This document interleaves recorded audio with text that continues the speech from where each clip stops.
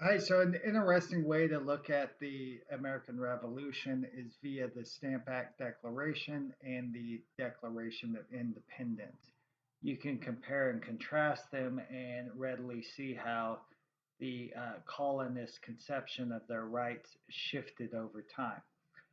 There's lots of things you can look to. Look to the tone of both of the documents, look at where they believe their rights originate, and it will be pretty obvious, right? Stamp Act's very respectful. It's addressed to both the king and the parliament. And in essence, they simply ask both to uphold the colonists' rights as Englishmen. The Declaration of Independence, on the other hand, is it's hardly respectful. It's extremely forceful.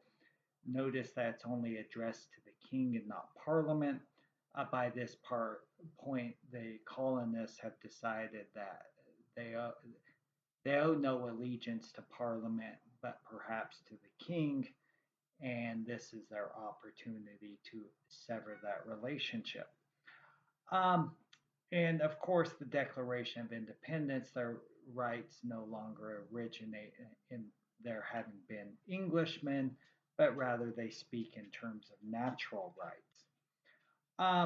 Now, one thing that's really interesting about the Declaration is you'll notice that there's a few things to note, and I'd like you to think about them. For one, as I mentioned, it's addressed to the king, but it's sort of an interesting document because, in essence, there's a long laundry list of all of the abuses that the king has heaped upon them. So, why the sort of anger at the king?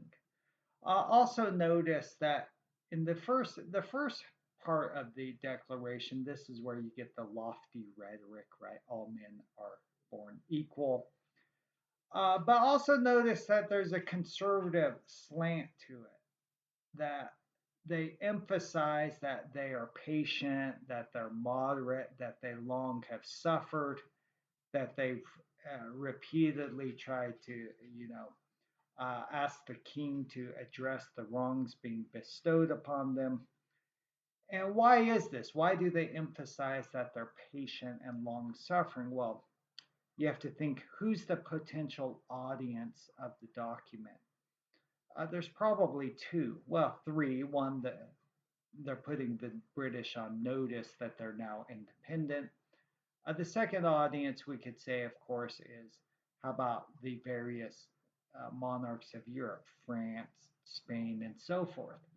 I think it's pretty obvious that the colonists are hoping for support.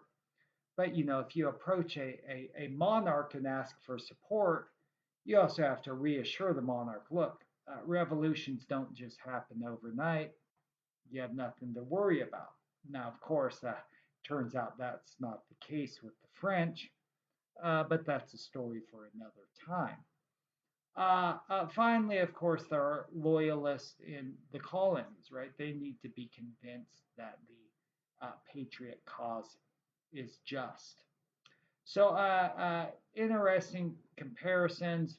One you also could, of course, take a look at Tom Paine's Common Sense, and that one's pretty straightforward, right? The tone is very irreverent. It's clearly aimed at, you know, I guess they didn't have Joe Six Pack then, but Joe Six Pints, and it's aimed at the common man, and explains in very common yet persuasive language why it is that they should join the patriot cause. Paine's Common Sense was actually a huge hit. The pamphlet sold something like 100,000 copies, which was a monster hit at the time. And Paine was quite influential in bringing Americans to the patriot cause.